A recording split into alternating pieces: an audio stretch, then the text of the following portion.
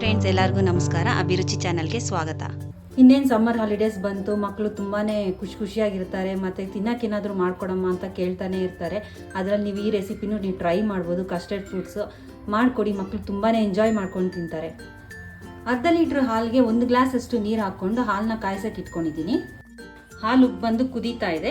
ಇವಾಗ ಇದಕ್ಕೆ ಕೇಸರಿ ದಳ ಹಾಕ್ಕೊಳ್ತಾ ಇದ್ದೀನಿ. ಇದು ಆಪ್ಷನಲ್ಲು, ನಿಮ್ಮ ಹತ್ರ ಇದ್ರೆ ಹಾಕ್ಕೋಬೋದು. 3/4 ಕಪ್ನಷ್ಟು ಸಕ್ಕರೆ ಹಾಕ್ಕೊಳ್ತಾ ಇದ್ದೀನಿ.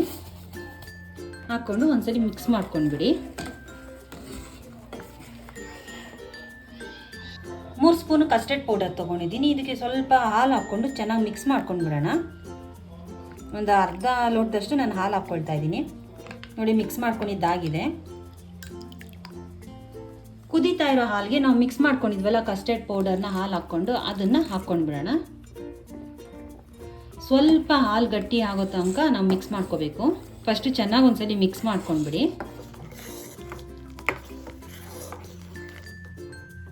ಒಂದು 2 ನಿಮಿಷ ಆದಮೇಲೆ ನಾವು ಸ್ಟವ್ನ ಆಫ್ ಮಾಡ್ಕೊಂಡ್ಬಿಡೋಣ. ನೋಡಿ, ಇಷ್ಟು ತಿಕ್ಕಾಗಿದ್ರೆ ಸಾಕು. ಒಂದು 2 ನಿಮಿಷ ಆಗಲಿ, ಸ್ಟವ್ನ ಆಫ್ ಮಾಡ್ಕೊಂಡ್ಬಿಡ್ತೀನಿ. 2 ನಿಮಿಷ ಆಗಿದೆ, ನಾನು ಸ್ಟವ್ನ ಆಫ್ ಮಾಡ್ಕೊಳ್ತಾ ಇದ್ದೀನಿ. ಇದು ಕಂಪ್ಲೀಟಾಗಿ ಕೂಲ್ ಆಗಲಿ. ಕಸ್ಟರ್ಡ್ ಮಿಲ್ಕ್ ತಣ್ಣಗಾಗಿದೆ. ಇವಾಗ ಫ್ರೂಟ್ಸ್ನ ಹಾಕ್ಕೊಂಡ್ಬಿಡೋಣ. ಪಪ್ಪಾಯ ಒಂದು ಅರ್ಧ ಕಪ್ಪಷ್ಟು,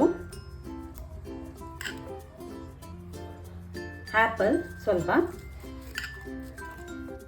ದಾಳಂಬ್ರಿ ಸ್ವಲ್ಪ. ನೀವು ಬೇಕಾದರೆ ಸ್ವಲ್ಪ ಜಾಸ್ತಿನೇ ಹಾಕ್ಕೋಬೋದು. ಸಣ್ಣದಾಗಿ ಕಟ್ ಮಾಡ್ಕೊಂಡಿರೋಂಥ ಬಾಳೆಹಣ್ಣು.